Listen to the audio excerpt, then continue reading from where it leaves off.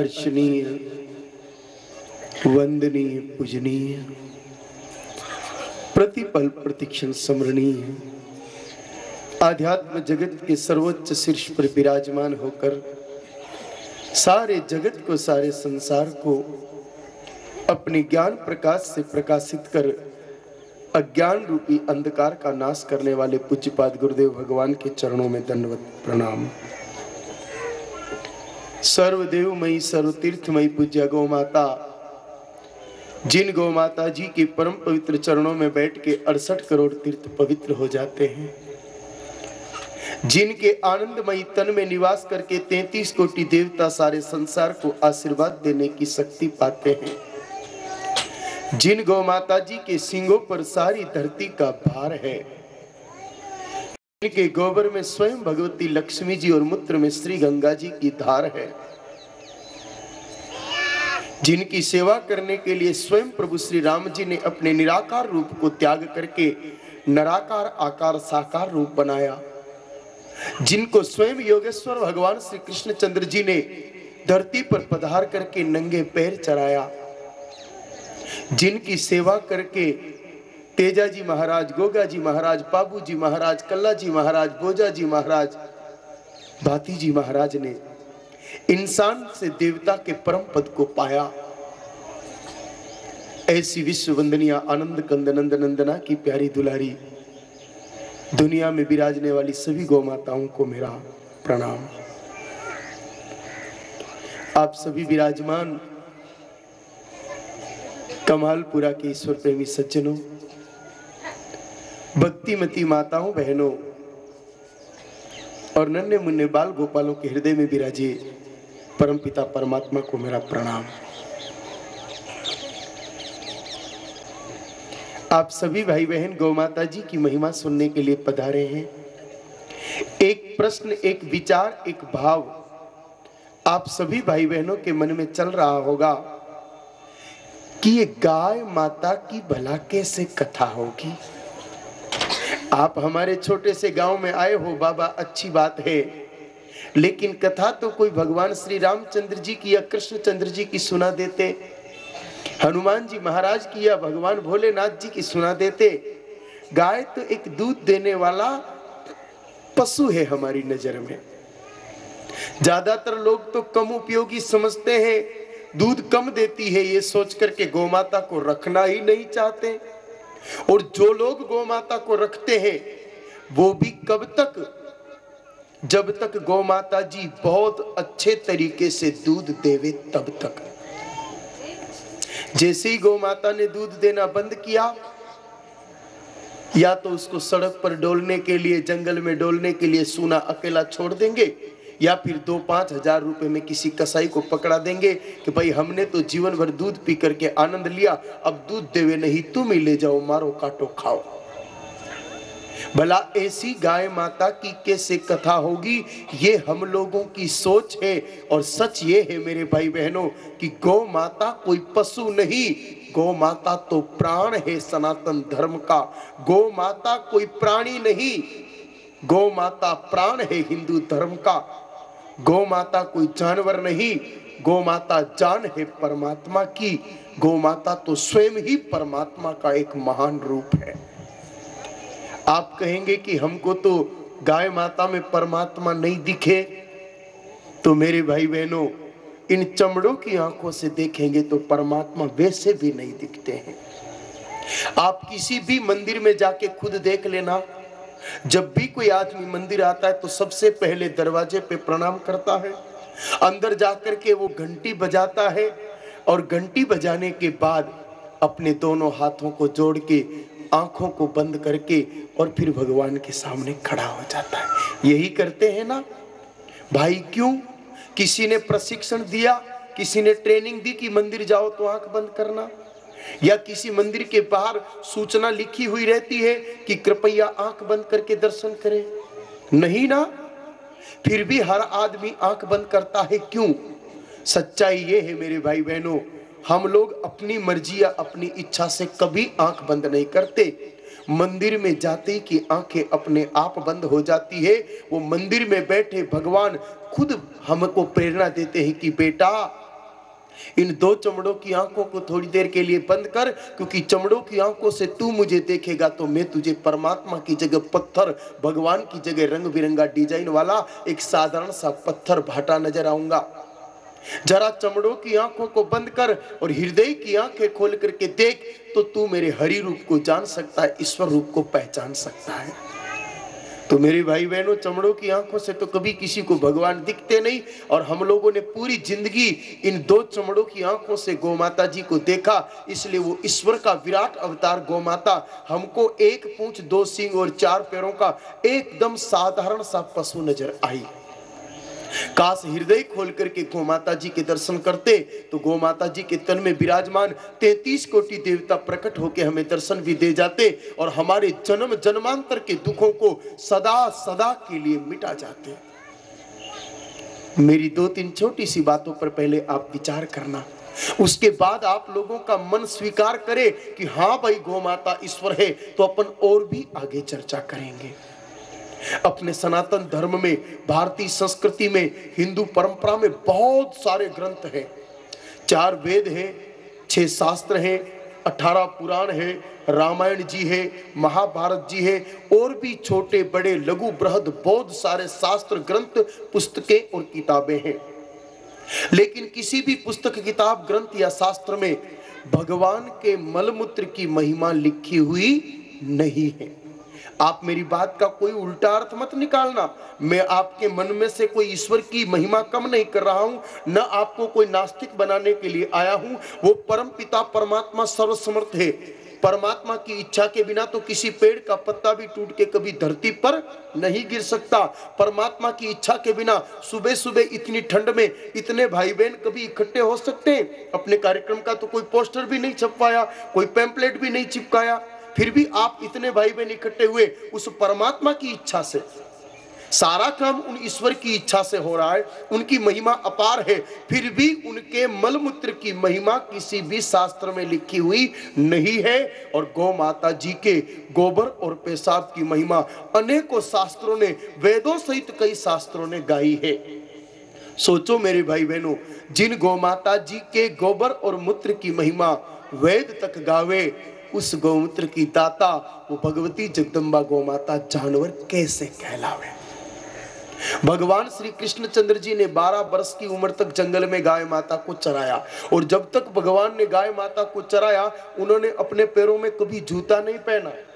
आप अपने बाल बच्चों को तो 12-18 क्लास ज्यादा पढ़ा दो, बीए, एमए, एमबीए या इंजीनियरिंग करा दो, तो आपके बच्चे जहां रोटियां बनती है ना रसोई घर में, वहां पर भी जूते पहन के घूमना शुरू कर देते हैं। और भगवान ने जंगल में जूते नहीं पहने। जब माता यशोदा ने कहा कि बेटा आप जंगल में जा रहे हो, गैया चराने, कंकर चुभेंगे, कांटे चुभेंगे, जूते पहन के जाओ, तो भगवान ने इतना प्यारा उत्तर दिया कि माँ, अपने इष्ट के सामने, अपने भगवान के सामने भला कोई जूता पहनता है?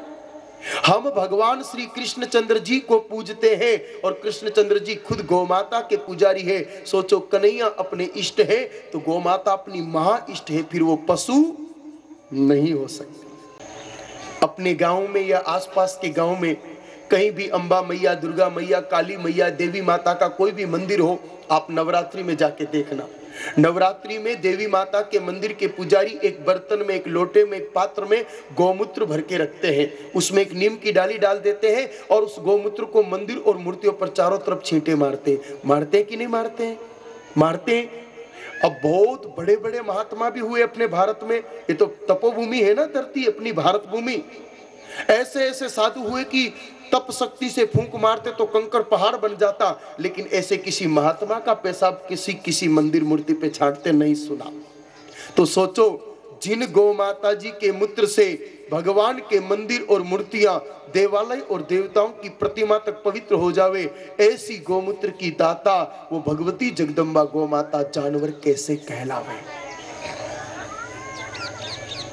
तेजाजी महाराज का नाम आपने सुना होगा। तेजाजी एक किसान थे, पढ़े लिखे नहीं थे, तंत्र मंत्र नहीं जानते थे, न पंडित थे, न पुजारी थे, न साधु थे, न संत थे, न राजा थे, न महाराजा थे, न ही कोई सेठ श्रीमंत थे। फिर भी आज हजारों गांवों में तेजाजी महाराज के मंदिर बने हुए। क्यों? क्योंकि वीर तेजाजी महाराज ने गौ माता जी के प्राणों की रक्षा के लिए अपने प्राण दे दिए। और गौ माताएं भी किनकी? तेजाजी की खुद की नहीं थी, उनके गांव वालों की नहीं थी, उनकी जात समाज वालों की भी नहीं थी। तेजाजी तो जाट थे, गौ माताएं गुजरों की थी, दूसरे जात की गौ माता, दूसरे गांव की गौ माता। लेकिन तेजाजी का मानना कि मैं हिंदू कुल में जन्माऊं तो इस सारे संसार की सभी गौ माताएं मेरी मां है, उनकी रक्षा और सेवा मेरा कर्तव्य है। गौ माताओं के प्राण बचाने के लिए तेजाजी ने अपने प्राण दिए। आज उनके नाम से करोड़ों लोगों के प्राण बच रहे हैं। अगर कोई गाय माता की सच्चे मन से सेवा करने वाला इंसान हो और उसको कभी काला सांप काट ले, तेजाजी के नाम का सूत्र धागा डोरा बांधने पर काले नाग का जहर वहीं का वहीं रुक जाता है। सरल भाषा में कहूं मेरे भाई बहनों, तो एक साधारण से इंसान को भी भगवान के बराबर शक्तियां दे दे और देवता बना दे, ऐसी भगवती जोगमाया महाशक्ति कहलाती है गौ माता। लेकिन हम लोगों ने तो आजकल गाय माता को जानवर समझना शुरू कर दिया। और जब से हम लोगों ने गाय माता को जानवर समझना शुरू किया, आप लोगों को मेरी अगली बात थोड़ी सी अटपटी या बुरी लग सकती है, पर मैं सच्ची सच्ची बात आपको कह दूं कि हमने जब से गौ माता को जानवर समझना शुरू किया, उसके बाद हम लोगों में और जानवरों में बिल्कुल भी अंतर नहीं बचा। आप खुद सोचो, आज की तारीख में हमारी क्या स्थिति है। पशुओं तो जीवन है, हम लोग रोटी खाते हैं तो कुत्ता भी पेट भरता है, हम लोग स्नान करते तो भैंस भी नहाती है, हम लोग मकान बनाते तो चिड़िया भी घोंसला बनाती है, हम लोग बच्चों को जन्म देते तो बकरी भी बच्चों को पैदा करती है, हम लोग नाचते हैं तो मोर भी नाचता है, हम लोग गीत गाते हैं तो कोयल भी गाती है, हम लोग थोड़ी देर खड़े रहने की कोशिश कर सकते हैं, घंटा 2 घंटा, घोड़ा सारी जिंदगी खड़ा रहता है। हम लोग अच्छे कपड़े पहनते हैं अलग अलग रंग के, ताकि हमारे शरीर का रंग बदलता हुआ दिखे। आप देखना, एक वो जो गिरगिट होता है ना, गिरगिट जिसको अपने इधर की भाषा में कहते हैं करकाटियो, वो बिना कपड़ा बदले दिन में 2-3 बार अपना कलर बदल लेता है। ये खाना पीना, नहाना धोना, बच्चों को जन्म देना, खूब सारा धन दान इकट्ठा करना, बढ़िया वस्त्र पहन करके घूमना, रोना सोना, ये तो मेरे भाई बहनों सब चीजें किसी न किसी रूप में कोई न कोई जानवर कर रहा है। अगर हम लोगों ने पूरी जिंदगी केवल मात्र इतना ही किया तो प्रश्न खड़ा होता है कि हम में और जानवरों में क्या अंतर है। What is difference between animal and human. आपना में और ढांडा में कई भेद छे। इंसान की पहचान तो मेरे भाई बहनों 4 बातों से होती है। हृदय में प्रेम हो, आंखों में शर्म हो, जीवन में दया हो और होठों पर हंसी हो। ये 4 चीजें जिसके पास है वो तो कहलाएगा मानव। और अगर 4 चीजें नहीं है तो मेरे भाई बहनों, फिर तुलसीदास जी महाराज की एक सुंदर चौपाई, 100 नर पशु बिन पूंछ समाना, वो आदमी बिना पूंछ के जानवर के बराबर है। अब आप विचार करो तो ये चारों ही चीजें अपने पास नहीं बची है, कहां बची है? सबसे पहले प्रेम की बात करें तो प्रेम तो बिल्कुल नहीं बचा। पहले एक घर में 4 भाई, 4 की पत्नियां, 4 के बच्चे, 24 लोगों का परिवार एक ही चूल्हे की बनी हुई रोटी खाता। न तो भाई भाई का झगड़ा सुनाता और न कोई देरानी जेठानी का झगड़ा सुनाता। आज कई घरों में हालत ये है कि बेटा तो है एक और चूल्हे चल रहे हैं 2। वो दादा दादी भूंगली से अलग चूल्हे में फूंक मार रहे और बेटा बहू अलग ही रोटियां बना करके खा रहे। भाई भाई साथ में क्या भोजन करेंगे मेरे भाई बहनों? आज पिता और पुत्र एक चूल्हे की रोटी नहीं खा पाता है। पहले पड़ोसी के यहाँ मेहमान आता ना, दूसरी जाति वाले के यहाँ, तो भी कितना प्रेम था, आवाज लगाते, अरे भाई साहब आओ आओ, एक समय भोजन तो हमारे भी यहाँ भी करो, नहीं तो नाश्ता करो, कुछ नहीं हो तो दही छाछ लस्सी कुछ तो पी के जाओ। आज अपने खुद के घर पे मेहमान आवे और 2 घंटे ज्यादा रुक जावे, अपने को सिर दर्द की गोली खानी पड़ती, अपना सिर भारी हो जावे कि ये यहाँ से कब जावे और शांति आवे। कहां प्रेम बचाए मेरे भाई बहनों? जो भरे नहीं है भावों से बहती, जिसमें रसधार नहीं, वो हृदय नहीं है, पत्थर है जिसमें अपनों का प्यार नहीं। प्रेम के बिना इंसान की कोई कीमत नहीं मेरे देवताओं, प्रेम खत्म हो गया। फिर दूसरी बात करें अपन शर्म की। पहले मेरी माताओं के घूंघट राजस्थान में ये जो मांग का सिंदूर होता था ना, इससे नीचे रहती थी, सिंदूर नहीं दिखाती थी। आज कई माताओं के घूंघट धीरे धीरे कंधे पे आ रहे हैं। पहले मेरे राजस्थान की 16-18 साल की बेटियां जब भी घर से बाहर निकलती तो कंधे पे साड़ी दुपट्टा कुछ न कुछ कपड़ा डाल के निकलती थी। आज मेरी कई बेटियां ऐसी हैं जो उम्र भली 20 साल की हो जाए, लेकिन उनके कपड़े देख के ऐसा लगता है जैसे कोई कपड़ों की फैक्ट्रियां बंद हो गई हो। 2 गज का कपड़ा मेरी बेटियों को आजकल कंधे पे डालने को नहीं मिलता है। नारी का सबसे बड़ा श्रृंगार है शर्म, लज्जा। और बेटियों के साथ साथ बेटों में भी फर्क पड़ा है भगवान। पहले 25 साल का नौजवान अगर पिता बन जाता, उसके खुद के बच्चा हो जाता, अपने छोटे बच्चे को अपनी गोद में उठा के अपने पिताजी के सामने नहीं जाता था, थोड़ा संकोच करता था, शर्म करता था कि मेरे बेटे को मेरे पिताजी के सामने उठा के कैसे ले जाऊं। आज तो शायद सूती का स्नान भी नहीं होने दे। अपने इधर क्या कहता है, कुआं पूजन, सूरज पूजन। वो बच्चा बराबर ठीक तरीके से सूखे नहीं सूखे और गोद में उठा के पूरे गांव में घुमा करके लाएगा कि देखो मैं भी पिताजी बन गया हूं। खत्म हुई कि नहीं हुई भगवान शर्म? शर्म हमारी संस्कृति का एक सुंदर आधार स्तंभ था, लेकिन वो भी खत्म हो गई। फिर तीसरी चीज है मेरे भाई बहनों, दया। तो दया के नाम पे दिखावा है। 2 मुट्ठी अनाज कबूतर को डालने वाला आदमी 2 घंटे बाद किसी बहुत बड़े बर्तन में, कोठी में जहर भर के और फव्वारे से खेतों में छांट करके 2-5 हजार कीड़ों को मार के आ जावे। बताओ ये कहां की दया है? जो जीव कीड़े में है वही जीव कबूतर में है। कीड़ी में कीड़ी बन बैठियो, हाथी में भी तू को तू, और बैठ महावत हाकण लागो, हाकण वालो तू ही तू। एक ही परमपिता परमात्मा सभी जीवात्मा में समरूप से व्याप्त है। पेट भरने के लिए अनाज अपने बाप दादा भी पैदा करते थे, लेकिन रुपयों की पेटियां भरने के चक्कर में करोड़ों कीड़ों को हम हर साल मरवा देते। बताओ मेरे भाई बहनों, दया बची? नहीं बची। और चौथी और अंतिम पहचान, मुस्कुराहट। 84 लाख प्रकार के कुल जीव जंतु बनाए हैं भगवान ने धरती पर। तैरने वाले, उड़ने वाले, चलने वाले, कूदने वाले, नभचर, जलचर, थलचर, उभयचर, कीड़ा मकोड़ा, हाथी घोड़ा। लेकिन भगवान ने इंसान के अलावा किसी भी जीव को मेरे भाई बहनों हंसना नहीं सिखाया, मुस्कुराना नहीं सिखाया। भगवान ने इंसान को मुस्कुराहट दे के कहा कि बेटा जीवन भर मुस्कुराते रहना, मृत्यु के पश्चात तू मेरे लोक को आएगा। भगवान श्री राम तो नवदा भक्ति में इसको भक्ति स्वरूप बताते हैं कि जो आदमी हमेशा हर हाल में मुस्कुराए वो वैकुंठ चला जाए। Smile is very necessary for human life. बिना मुस्कुराहट के इंसान इंसान कहला ही नहीं सकता। आज मुस्कुराहट कहाँ बची? सुबह सुबह का समय है मेरे भाई बहनों।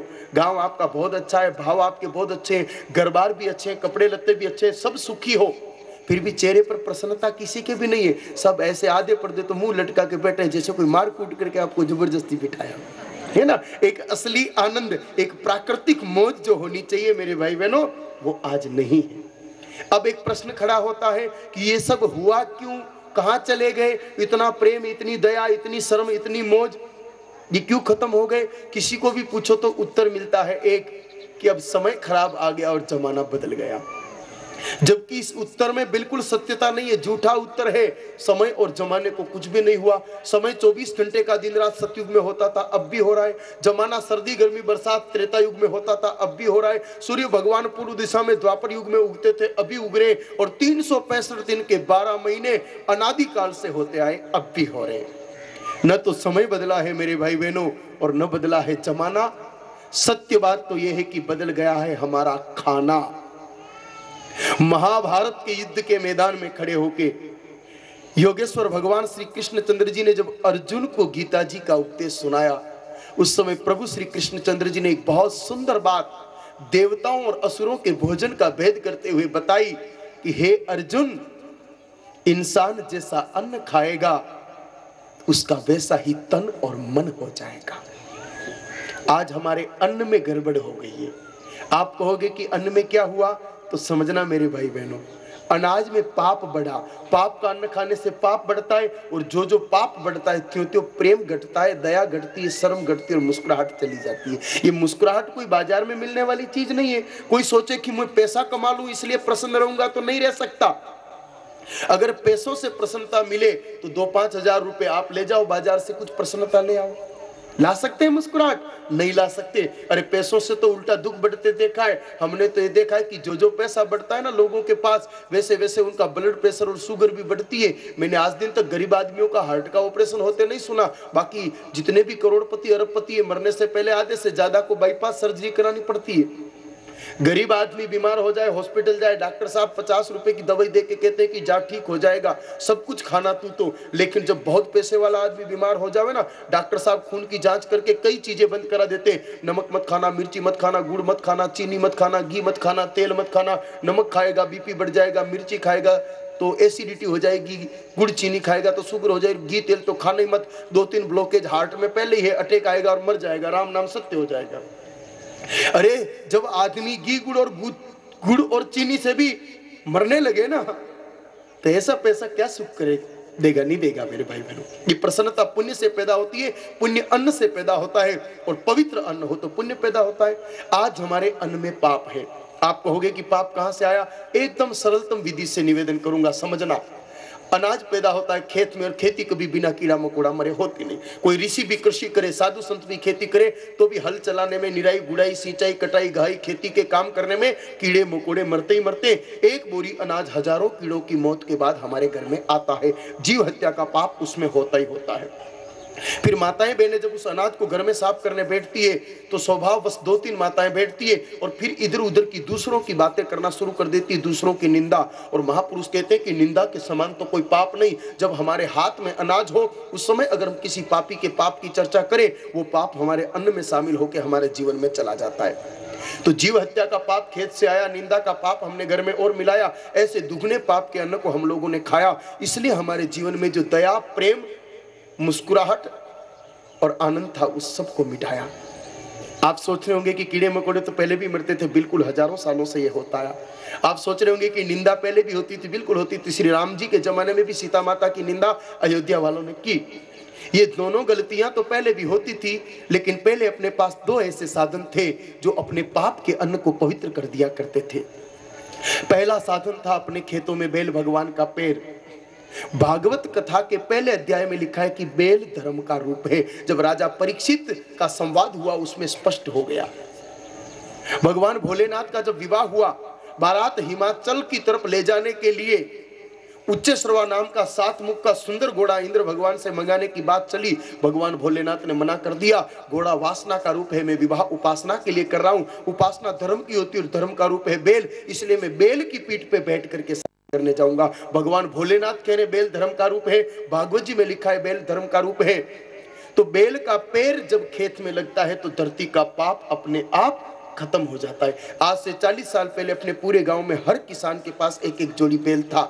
तब मकान भले ही कच्चे थे, गाड़ी घोड़ा नहीं थे, साधारण खाते पीते और सिंपल कपड़े पहनते, फिर भी चेहरे मुस्कुराते थे। आज पूरे गांव में मिला के बेल कहां बचे मेरे भगवानों? ये खत्म हुए, इसलिए सारा गड़बड़ हुआ। हमने क्या सोचा कि बेल महंगा पड़ता है, ट्रैक्टर सस्ता पड़ता है। ये सच नहीं है।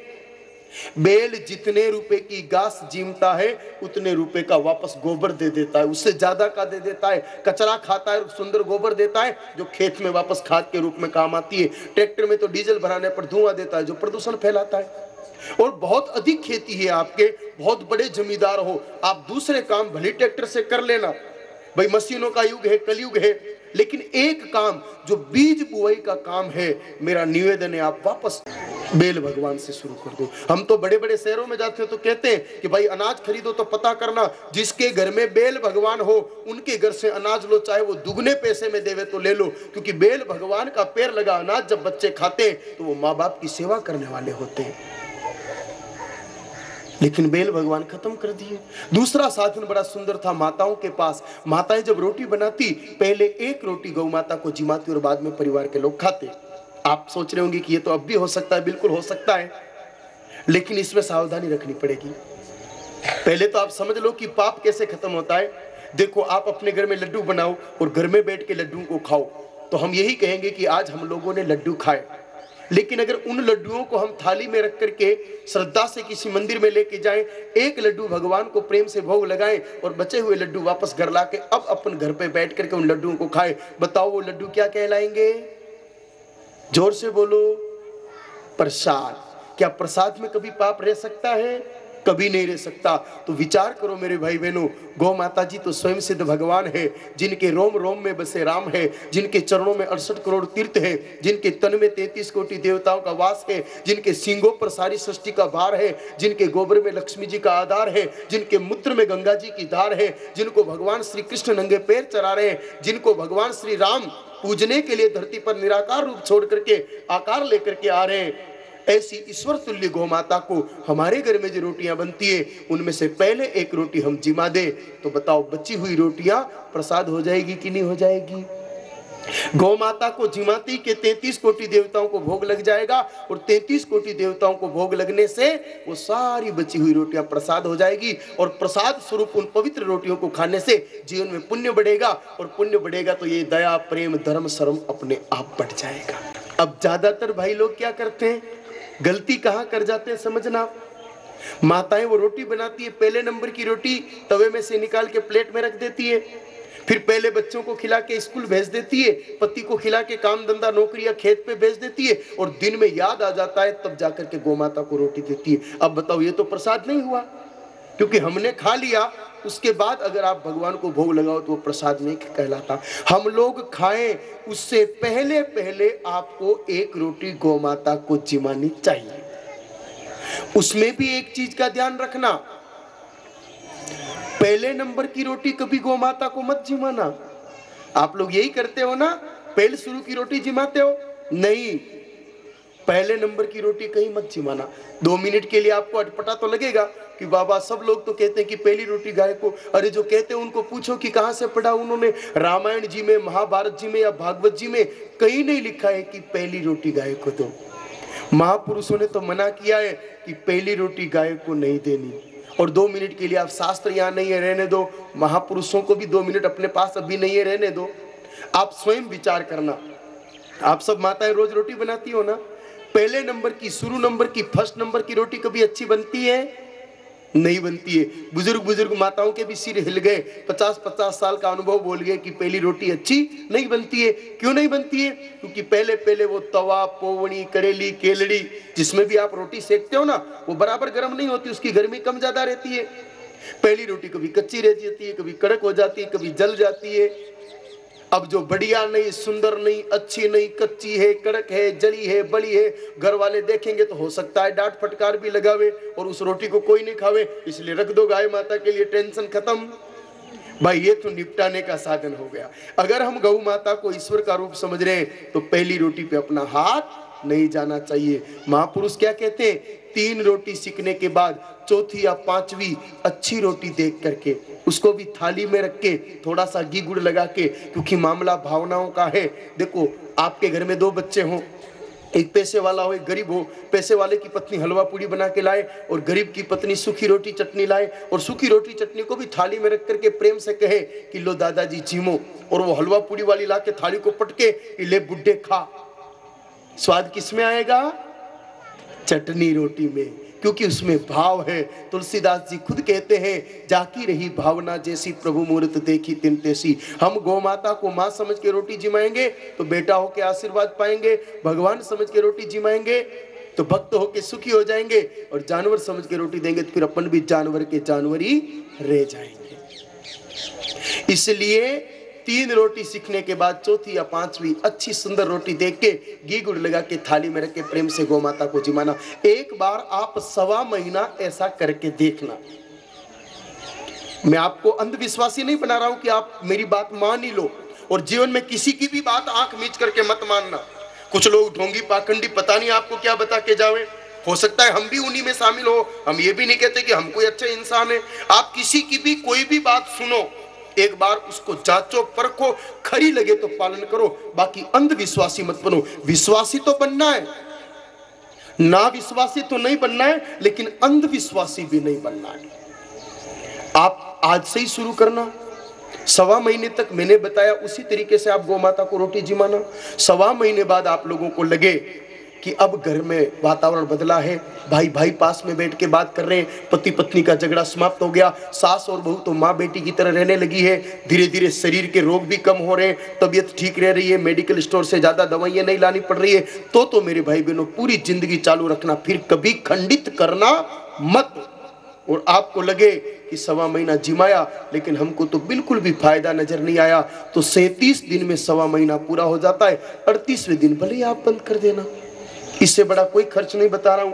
मेरी यात्रा की तरफ से आपका कोई खर्चा नहीं है, न तो आपको कोई मैं भंडारा करने के लिए कह रहा हूं कि हम आए जो भोजन कराओ। हम तो मेरे भाई बहनों पानी का टैंकर भी हमारा साथ में रखते, न तो किसी गांव से पानी मांग के पीते, न किसी की चाय पीते, न किसी की रोटी खाते, न किसी से नारियल अगरबत्ती लेते, न किसी से साल दुपट्टा लेते, और न किसी से 1 पैसा चंदे का लेते। आरती में भी कुछ नहीं रखने देते। आए हैं, श्वास लेंगे और चले जाएंगे। न तो किसी के घर में पैर रखते और न किसी से कुछ लेते देते। बस सड़कों पे चलते, जंगल में चलते। गाँव आया, आपकी तरफ भाई बहन इकट्ठे हो गए, बैठे, बातचीत की और फिर आगे चले गए।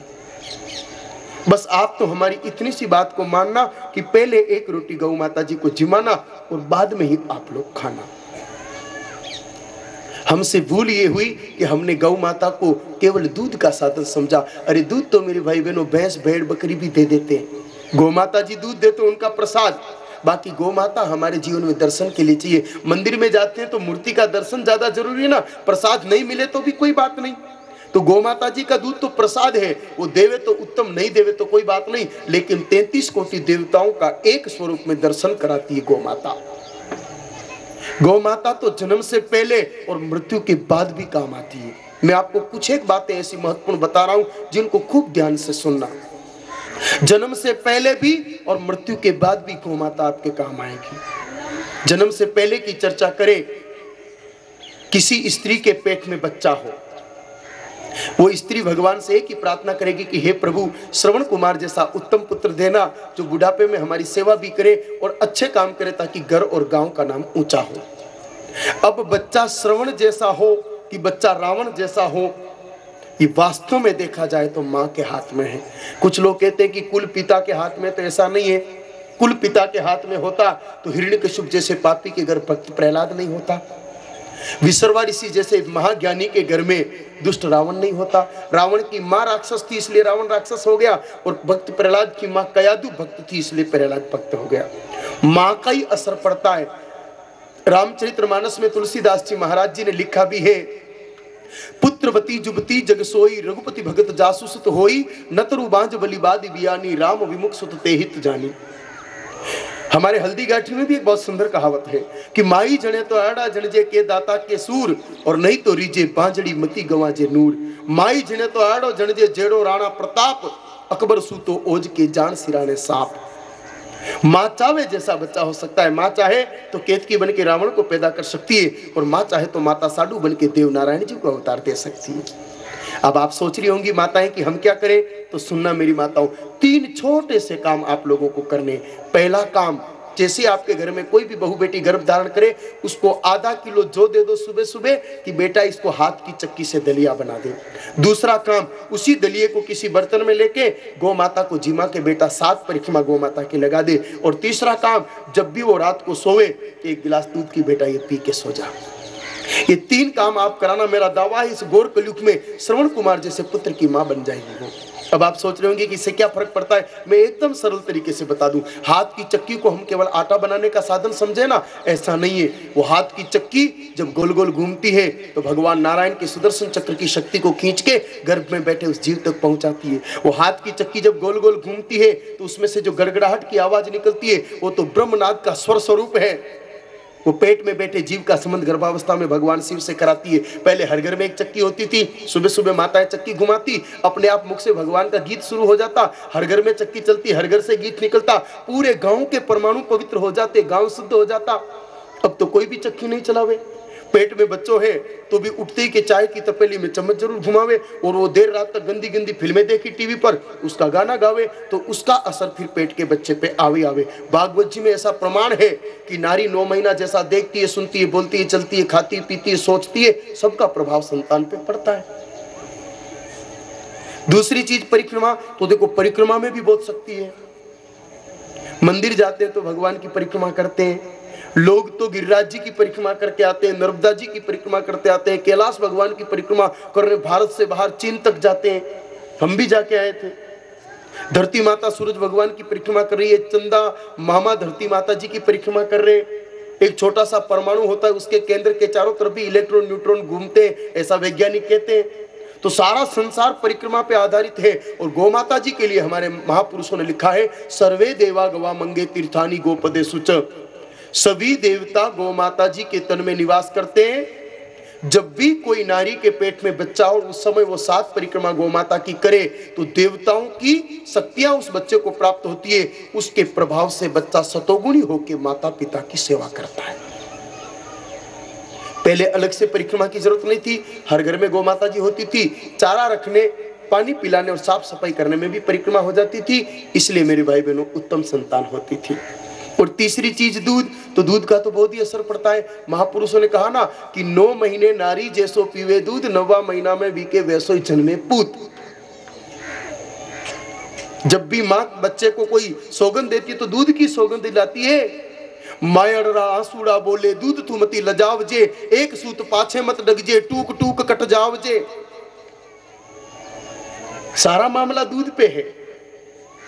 अब मां जैसा दूध पिएगी, उसी का असर उस बच्चे पे भी पड़ेगा।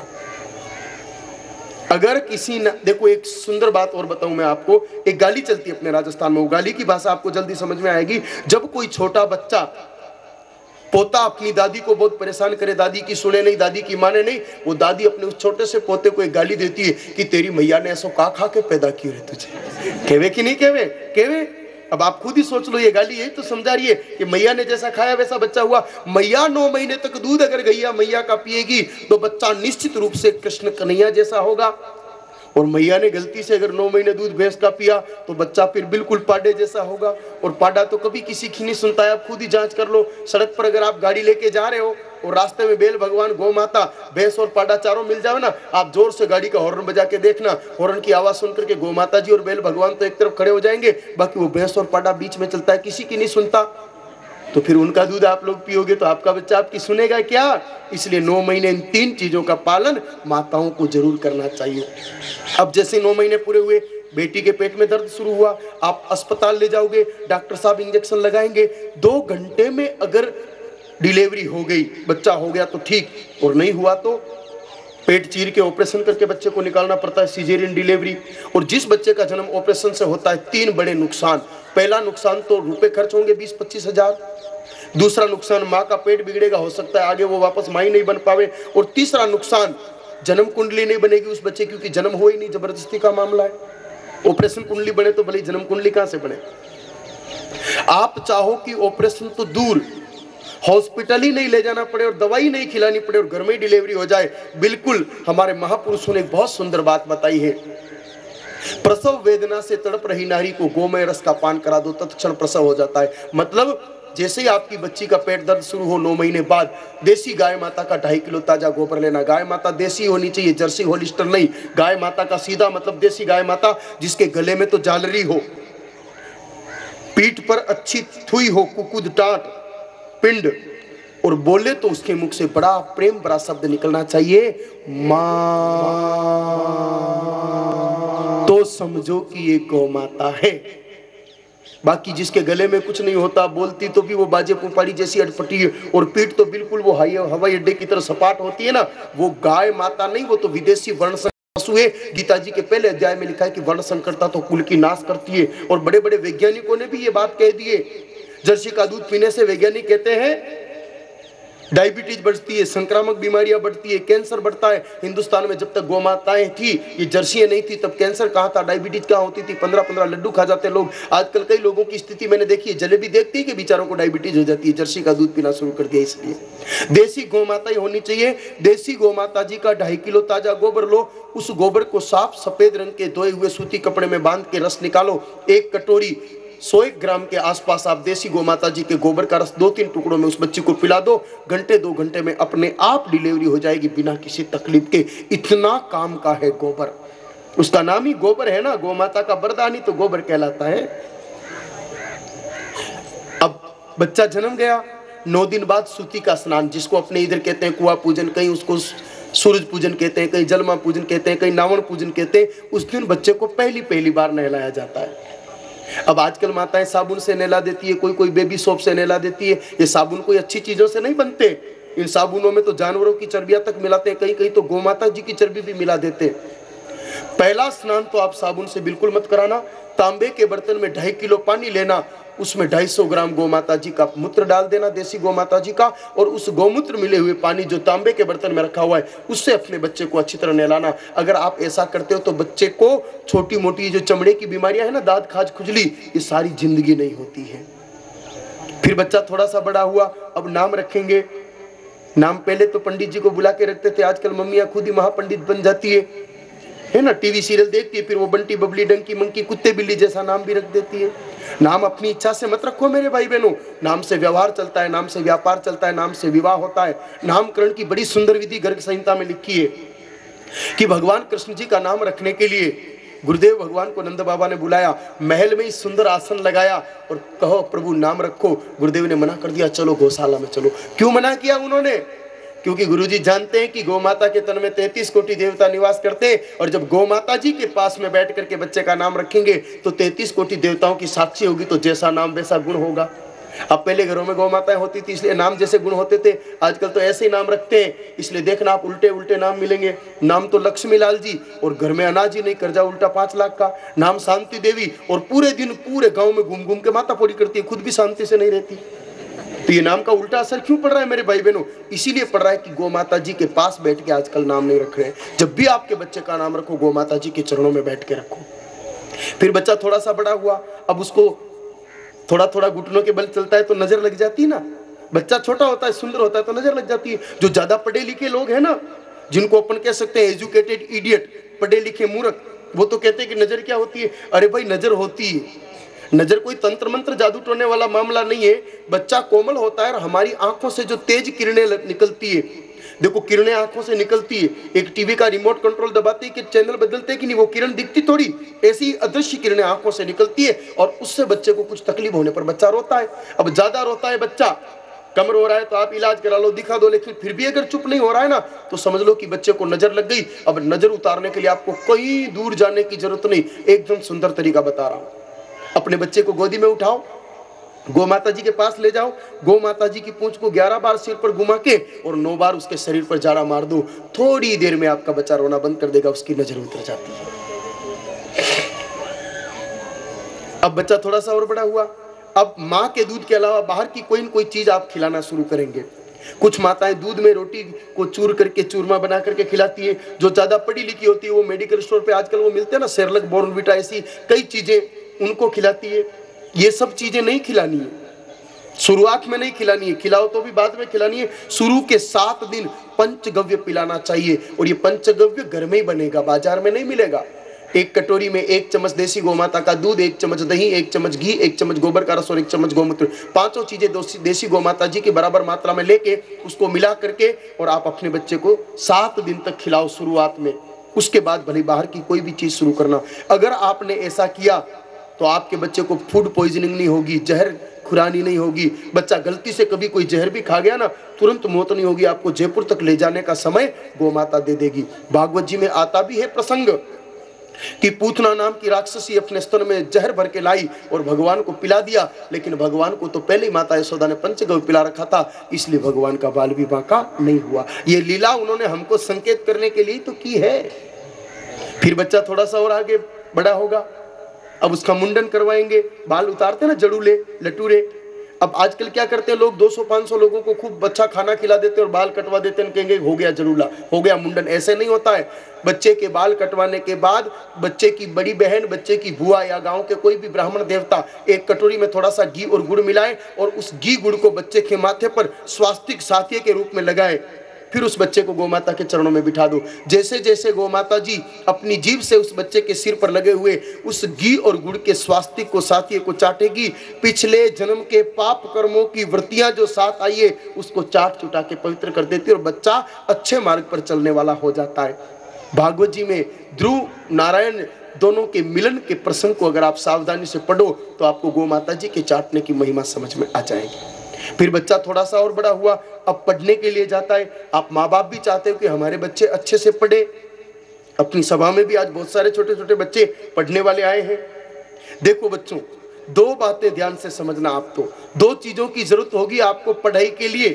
आप सोच रहे होंगे कि बाबा बाकी बातें तो ठीक है, लेकिन हमारा पढ़ाई का गाय माता से क्या संबंध?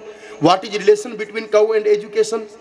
Special relation between cow and student. गौ माता को अगर कोई विद्यार्थी समझ जाए, जान जाए, पहचान जाए, तो उसको फिर वो जो तोता रटाई होती है ना, बार बार एक ही पाठ को पढ़ना उसकी जरूरत नहीं पड़ती, एक या दो बार पढ़ते कि याद हो जाता है। उसके लिए दो चीजों की जरूरत पड़ती है, एक तो बच्चे के शरीर में आलस्य नहीं होना चाहिए, और दूसरा बच्चे की बुद्धि तेज होनी चाहिए। आलसी बच्चा पढ़ ही नहीं सकता। आलस्य को तो विद्या, अविद्यस्य को तो धनम। अब ये आलस्य कहां से आता है? कोई बाजार में नहीं मिलता। वही भगवान श्री कृष्ण जी का, गीता जी का सूत्र कि जैसा खाओ अन्न वैसा बने तन और मन। तन का प्रभाव पड़ता है आलस्य पर और मन का प्रभाव पड़ता है बुद्धि पर। आजकल गौ माता जी तो हो गई कम, और अपने गांव में भैंसे धीरे धीरे हो गई ज्यादा। ज्यादातर अपने बच्चे दूध भैंस का पीते हैं, और भैंस का दूध पीने से फिर वो गीता जी की बात माने तो बच्चे की बुद्धि और बॉडी दोनों भैंस जैसी हो जाती है। आप देखना भैंस कितनी आलसी होती है, खा पी के चारों पैर लंबे करके बैठ जाती है, बैठी बैठी पेशाब कर देती है, उसी में ना धो लेती है। आपने कभी किन्हीं गौ माता जी को बैठे बैठे पेशाब करते देखा? नहीं देखा। तो सोचो, जिन भैंस को पेशाब करने के लिए उठने में आलस आवे, तो ऐसी आलसी भैंस का दूध पिएंगे तो अपने बच्चों को भी पढ़ने में आलस आएगा कि नहीं आएगा? अरे भैंस का बच्चा अपनी माँ का दूध पीते ही के 10 मिनट बाद एक कोने में बैठा बैठा नींद निकालता है, और गौ माता जी के बच्चे को देखना, वो अपनी माँ का दूध पीने के बाद पूंछ उठा के पूरे आंगन में, बाड़े में, घर में दौड़ लगाता है, उछलता कूदता है। उसमें शक्ति ज्यादा है। घर में अगर दो बच्चे हो, एक को 6 महीने तक गैया मैया का दूध पिलाओ, एक को 6 महीने तक भैंस का दूध पिलाओ। गौ माता जी का दूध पीने वाला बच्चा 6 महीने बाद 5 बजे अपने आप उठने लग जाता है, और भैंस का दूध पीने वाला 7 बजे तक बिस्तर में पड़ा पड़ा ऐसी पलटियां करवटें खाता है।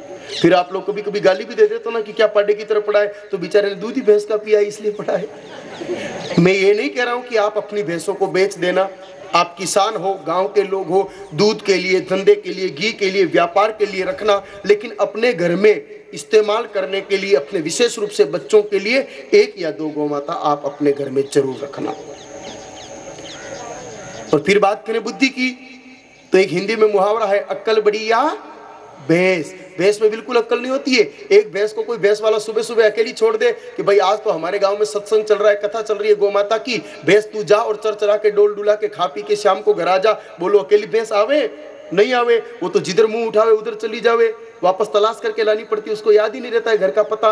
और गौ माता जी को तो कई लोग सुबह उठते के दूध दूह के भी छोड़ देते।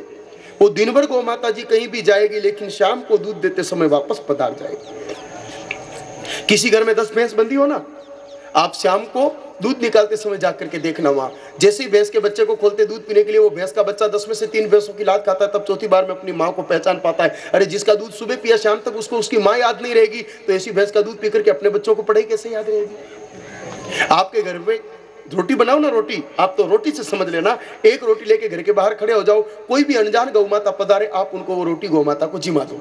घड़ी में समय देख लेना, गौ माता जी घड़ी नहीं पहनती, लेकिन दूसरे दिन 24 घंटे बाद लगभग उसी समय वापस आपके दरवाजे पर आ जाती है। और भैंस को तो भले आप पूरा टोकरा भर के लड्डू खिला दो, दोबारा नहीं आती है। पशु वैज्ञानिक भी कहते हैं कि buffalo is a short memory patient. भैंस के दिमाग का इनबिल्ट मेमोरी सिस्टम बहुत लो जीबी का होता है, ऊपर से ऑटोमेटिक डिलीटेशन सिस्टम लगा रहता है। 3 घंटे पुरानी फाइल उसके दिमाग से अपने आप ही डिलीट हो जाती है। तो जिस भैंस को 3 घंटे पुरानी बात याद नहीं रहे, ऐसी भैंस का दूध पीने के बाद अपने बच्चों को पढ़ाई कैसे याद रहे? बोलो बच्चों, याद रहेगा? नहीं रहेगा।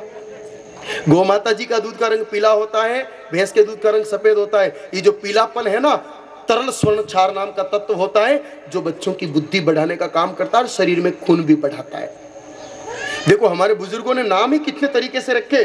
मैं आपके इधर की भाषा सीख गया हूं, मैं इधर की भाषा में बताता हूं आपको। गाय माता का बच्चा जब छोटा होता है तो उसको कहते हैं बछड़ा, थोड़ा सा बड़ा हो जाने पर उसको कहते हैं जेंगड़ा, और बड़ा हो जाता है तो उसको कहते हैं नारा, और पूरा बड़ा हो जाता है तो उसको कहते हैं बैल। यानी कि वो बछड़े से जेंगड़ा हुआ, जेंगड़े से नारा हुआ, नारे से बैल हुआ, आगे बड़ा, तरक्की हुई, प्रोग्रेस हुई उसकी। और भैंस का बच्चा छोटा होता है तो उसको क्या कहते हैं? पाडा।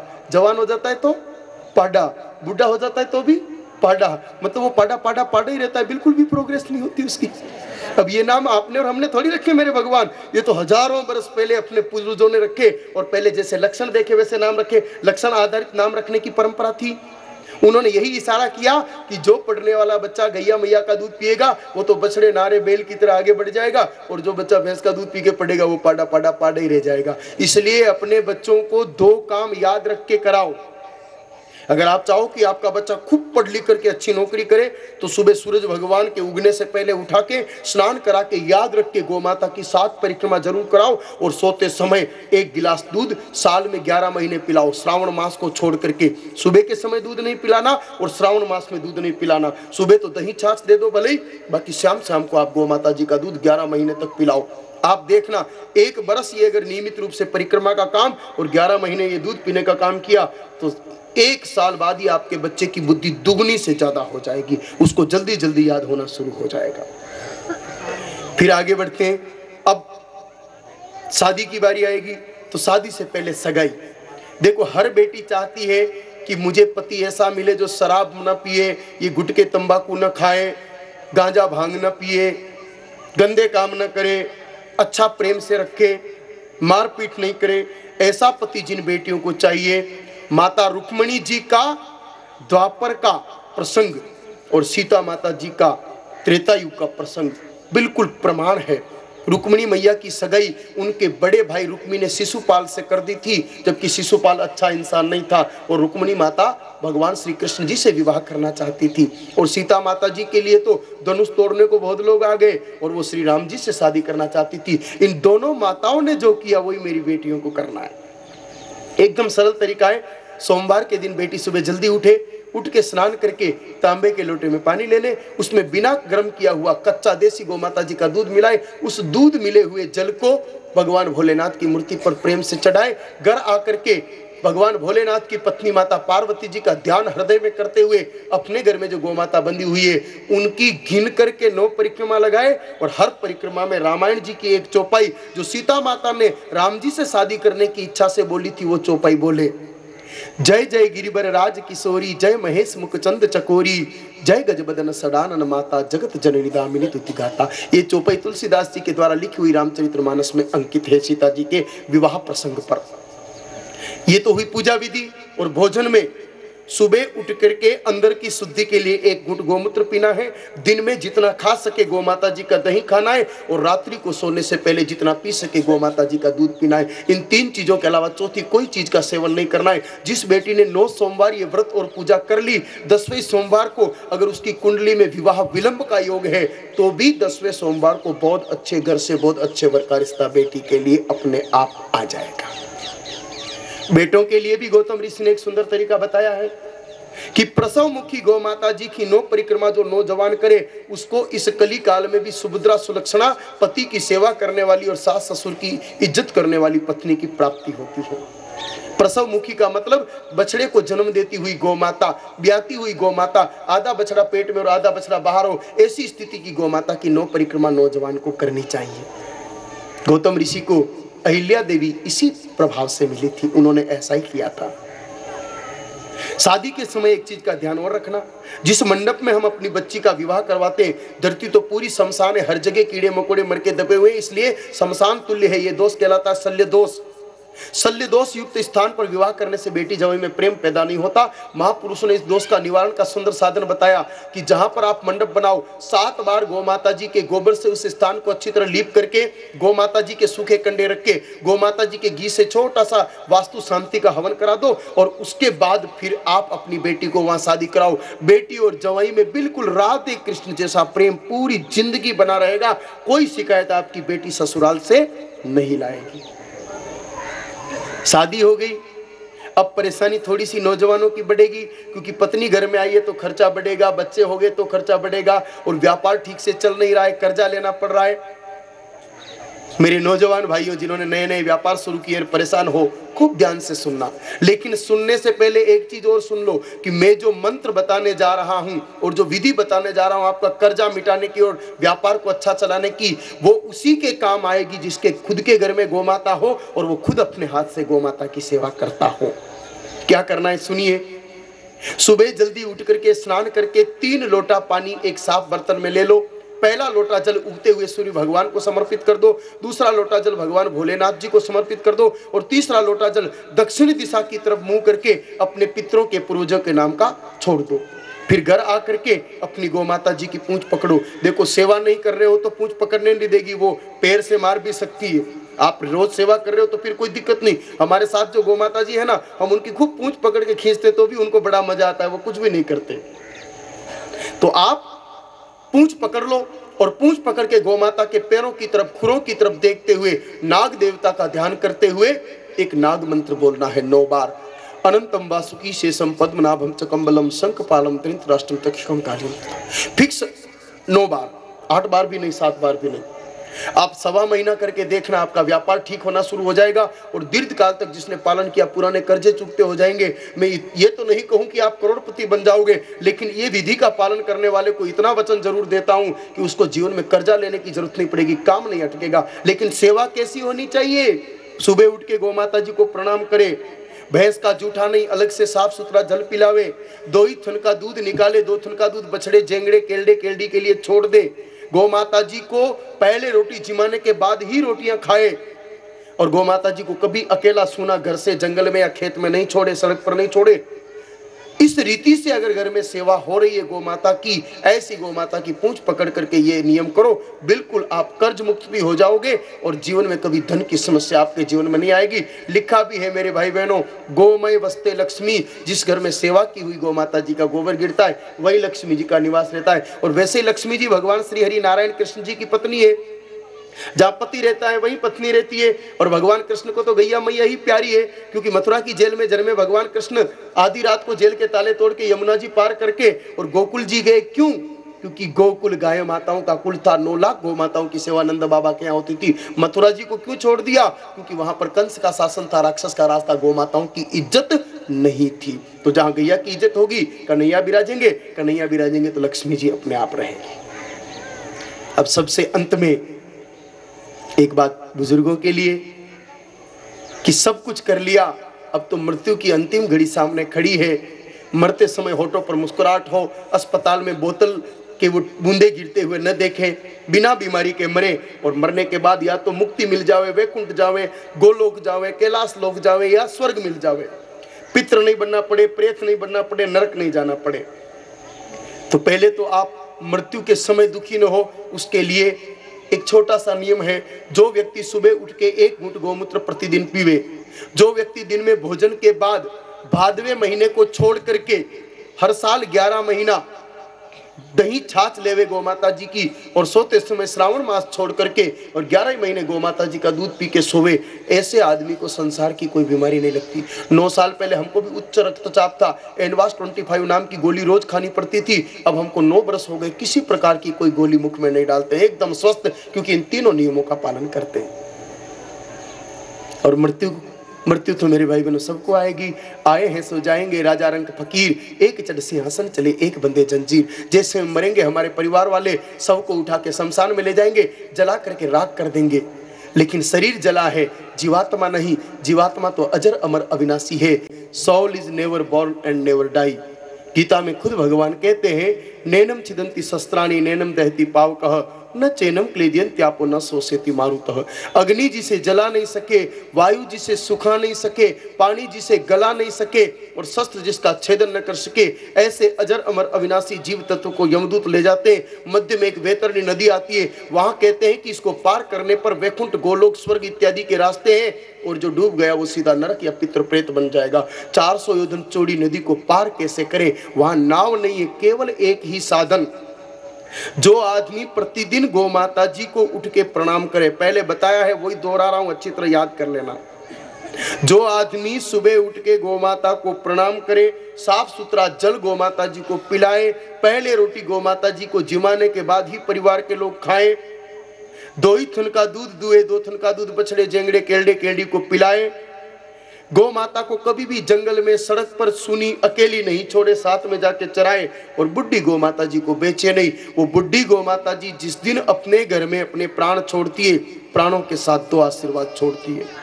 पहला आशीर्वाद कि बेटा बुढ़ापे तक आपने हमारी सेवा की, जाओ आपके बच्चे भी बुढ़ापे में आपकी सेवा करेंगे।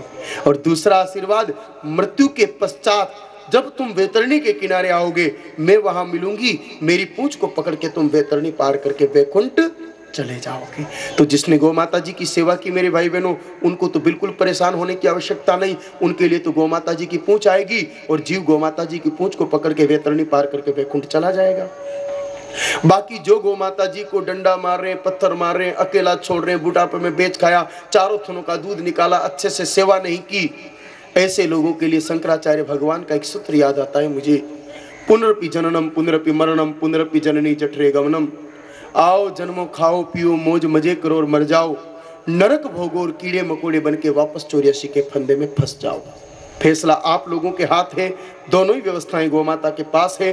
चाहो तो डंडे मार मार करके आप नरक जाओ, और चाहो तो खूब प्रेम से सेवा करके वैकुंठ में स्थान पाओ। एकेव सूत्रम केवलम धेनु शरणम गच्छामि, वेद बिना मति नहीं, और गौ माता जी की सच्चे हृदय से सेवा के बिना इंसान की सदगति नहीं। हम चाहे कितने भी बड़े दानी ज्ञानी मानी धर्मात्माएं खूब पूजा पाठ जप तप व्रत कर रहे हैं, लेकिन वो पूजा पाठ जप तप व्रत तीर्थ यात्रा या दान पुण्य का फल कब मिलेगा? जब हमारे हाथ से गौ माता की सेवा होगी। जिन हाथों ने गौ की सेवा नहीं की, उन हाथों से किए हुए बाकी पुण्यों का फल नहीं मिलता। इसलिए तो भगवान राम गौ के लिए आए। लिखा है रामायण में, विप्रधेनु सुर संत हित लीन मनुज अवतार। भगवान कृष्ण ने गौ माता को चराई। भगवान भोलेनाथ तो नंदी जी के साथ ही रहते थे। स्वयं भगवान गौ के लिए ही अवतरित हुए। तो सोच लो, ऐसी गौ माता की सेवा के बिना हमें पुण्य कैसे मिल सकता है? एक एक गौ माता अपने घर में चाहिए ही चाहिए सेवा के लिए। देखो आज 4000 से ज्यादा कत्लखाने देश में चल रहे हैं, 80,000 से ज्यादा गौ माताएं कट रही है। कहते हैं कि देश आजाद हुआ उस समय 80 करोड़ से ज्यादा गौ माताएं थी, अब 5-6 करोड़ भी मुश्किल से बची है।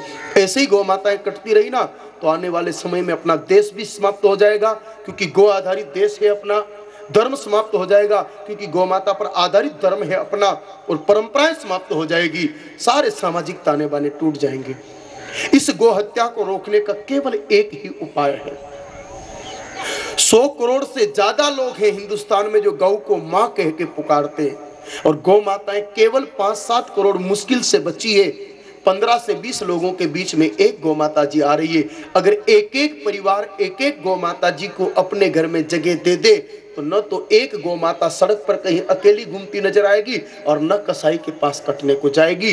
गौ हत्या का जो घोर कलंक अपने धर्म और देश के माथे पर लगा हुआ है, वो भी खत्म हो जाएगा, और हमको गौ माता की सेवा मिल जाएगी, और मृत्यु के बाद वैकुंठ की व्यवस्था हो जाएगी। आज मेरी भाई बहनों, गौ माता जो कट रही है ना, उनके कई पदार्थ हमारे घरों तक पहुंच जाते हैं, हमको पता ही नहीं। वो मांस तो विदेशों में चला जाता है, लेकिन गौ माता का जो खराब मांस होता है उसको उबाल के उसकी चर्बी को नकली घी बनाने में, नकली तेल बनाने में, मोमबत्तियां बनाने में, साबुन बनाने में, खाने पीने की कई चीजें बनाने में, बिस्किट बनाने में, चॉकलेट बनाने में, मोमबत्ती बनाने में, ये होठों पर लगाने वाली लिपस्टिक बनाने में, कई सारी चीजों में गाय माता के खराब खराब मांस को उबाल के चर्बी निकाल के उसका उपयोग किया जाता है। हड्डियों का जो पाउडर होता है वो शक्कर को साफ करने में भी काम लेते हैं कई लोग। वो सुबह सुबह पेस्ट करते हैं, उसमें तक मिलाते हैं उसको। गौ माता जी के खून का उपयोग कई प्रकार की दवाइयां बनने में होता है। अब हम वही अंग्रेजी दवाइयां खाते हैं, यही सारी चीजें काम में लेते हैं, तो उसका प्रभाव फिर हमारे जीवन पर पड़ता है। क्योंकि हम तो गौ को डंडा मारे तो भी नरक मिलता है, तो गौ का मांस, खून और हड्डियां अगर हमारे शरीर में गई तो हमारा क्या होगा सोचो। वो चांदी का बरक भी देखा ना आपने, कोई हनुमान जी की मूर्ति पे, गणेश जी की मूर्ति पे चिपकाते, मिठाइयों पर चिपकाते। वो चांदी का बरक भी गौ माता की हत्या के बाद जो आंत निकलती है उसका उपयोग करते हैं उसको बनाने में। तो ये सारी चीजें हमारे घर में क्यों आ रही है? क्योंकि गौ माता काटी जा रही है। अगर हमारे घर से गौ माता निकले नहीं, कोई गौ माता बेचे नहीं, और एक एक गौ माता को सब लोग रख ले, तो गौ माता कटने को जाएगी नहीं, तो ये गौ हत्या का कलंक अपने आप खत्म हो जाएगा। तो 3 निवेदन है मेरे। जिनके घर में पहले से ही गौ माता है, वो तो घर जाके गौ माता जी से क्षमा मांगना कि माँ हमसे भूल हुई है, आप ईश्वर का अवतार थी, हम पशु समझ बैठे, लेकिन आज से आपके परमात्मा रूप को जान गए, अब आपकी प्रेम से सेवा करेंगे। वो कृपालु दया निदान गौ माता हमारी पुरानी गलतियों को माफ कर देगी। जिनके घर में देसी गौ माता जन नहीं है, उन लोगों से मेरा निवेदन है कि काल करे सो आज कर। आज बहुत शुभ दिन है। आज के दिन अगर आपके घर में गौ माता जी पधार गई तो कल्याण कर देगी। शुरू में थोड़ी सी परीक्षा ले सकती है, लेकिन बाद में आप पास हो गए तो समझ लो कि आपका कल्याण है। कोई आवश्यक नहीं कि दूध देने वाली ढूंढो, सुनी हो, बुड्ढी हो, बछड़ी हो, कैसी भी गौ माता जी हो, आप बांध करके सेवा शुरू कर दो। सुनी गौ माता की सेवा तो साक्षात भगवान चारभुजानाथ की सेवा के बराबर फल देती है। 9 साल पहले मेरे भाई बहनों, मैं भी नहीं समझता था, गौ माता को पशु समझता था, जीवन बड़ा अस्त व्यस्त था। लेकिन इन 9 साल में गौ माता की कृपा से ऐसा पाया है कि मैं हिमालय के तपोवन पर भी गया हूँ और कैलाश पर्वत पर गया हूँ, लेकिन वहाँ जो नहीं मिला वो मुझे गौ माता जी के चरणों में मिला। सुबह उठते हैं, गौ माता जी की आरती करने के बाद दूसरा काम करते हैं, गौ माता जी को जिमाए बिना खाते नहीं, गौ माता जी को बिस्तर बिछा के विराजमान करते हैं, सर्दियों में कंबल ओढ़ाते हैं, गर्मियों में पंखा लगाते हैं और रात को गौ माता जी की भव्य आरती करने के बाद ही फिर सब विश्राम करते हैं। इसी प्रेम से सेवा आप भी करो मेरे भाई बहनों, तो निश्चित रूप से आपका कल्याण होगा। दूसरा एक छोटा सा निवेदन है कि पृथ्वी धरती भी अपनी माँ है, इसका अन्न जल खाया, मलमूत्र त्याग के गंदा किया, कर्ज है हमारे माथे पर और हमारा फर्ज है कि उसको चुकाएं। तो प्लास्टिक की थैलियां कभी सड़कों पर मत डालो, चाय पी के प्लास्टिक के कप मत डालो, सब्जी वगैरह कभी लानी पड़े तो कपड़े के थैले में लाओ, और गलती से प्लास्टिक की थैली ले भी आए तो उसको नष्ट कर दो, पर इधर उधर मत फेंको। और एक हरा पेड़ अपने हाथ से जरूर लगाओ।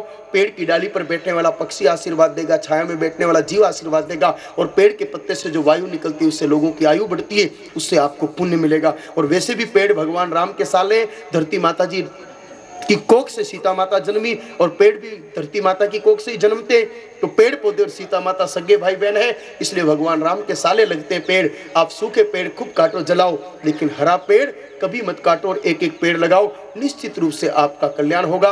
अत्यधिक न कहते हुए परम पिता परमात्मा से मेरी सबसे अंत में प्रार्थना कि हे मेरे प्रभु, इन सब भाई बहनों को इतनी उत्तम बुद्धि और विचार देना, जब तक ये इस संसार में रहे गौ माता की सच्चे मन से सेवा करें, और गौ माता की सेवा के प्रभाव से आप लोगों के जीवन में कभी कोई प्रकार का दुख संकट ना आए, और जब जगत छोड़ करके जाने का समय आए आप लोगों को गौ माता जी की कृपा से वैकुंठ से विमान मिले और आप विमान में बैठ के वैकुंठ पधारो।